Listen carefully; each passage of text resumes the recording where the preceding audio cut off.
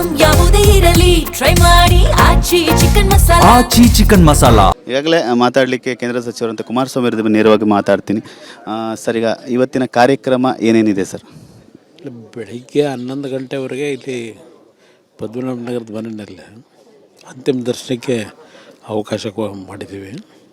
11:11ವರೆಗೆ ಇಲ್ಲಿಂದ ಪ್ರಯಾಣ ಹೊಳೆನರಸೀಪುರಕ್ಕೆ ಹಾಸನದ ಮಾರ್ಗವಾಗಿ, ಅಂದರೆ ನೆಲಮಂಗಲ, ಅಲ್ಲಿಂದ ಚನ್ನರಾಯಪಟ್ಟಣ, ಹಾಸನಿಂದ ಹೊಳೆನರಸೀಪುರದಲ್ಲಿ ರಾತ್ರಿ ಅಂತಿಮ ದರ್ಶನಕ್ಕೆ ಅಲ್ಲಿ ಏರ್ಪಾಡು ಮಾಡಿದ್ದೀವಿ. ನಂತರ ನಾಳೆ 11 ಗಂಟೆಗೆ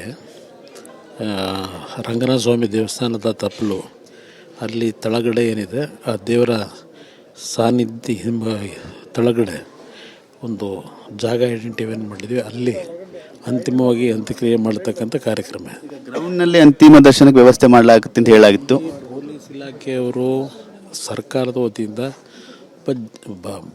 ಅವರ ಅಭಿಮಾನಿಗಳು ದೊಡ್ಡ ಸಂಖ್ಯೆಯಲ್ಲಿ ಬರ್ಬೋದು ಅನ್ನೋ ದೃಷ್ಟಿಯಿಂದ ಅಲ್ಲೂ ಏರ್ಪಾಡು ಮಾಡಿದ್ದಾರೆ.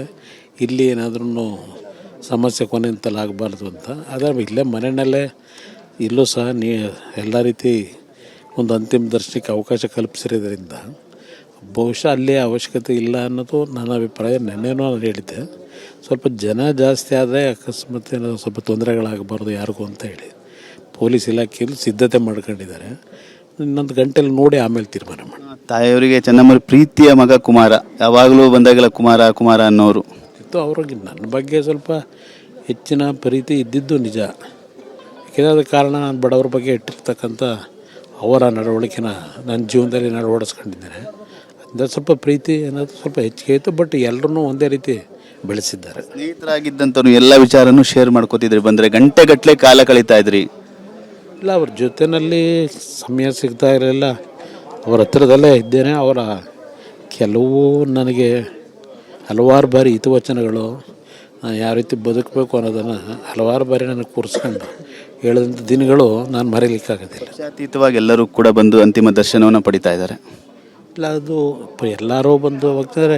ಹಲವಾರು ಪಕ್ಷದಲ್ಲಿರ್ತಕ್ಕಂಥ ನಾಯಕರುಗಳು ಸಹ ಅವರ ಒಂದು ಆರೈಕೆಯಲ್ಲಿ ಬೆಳೆದಂಥವ್ರೆ.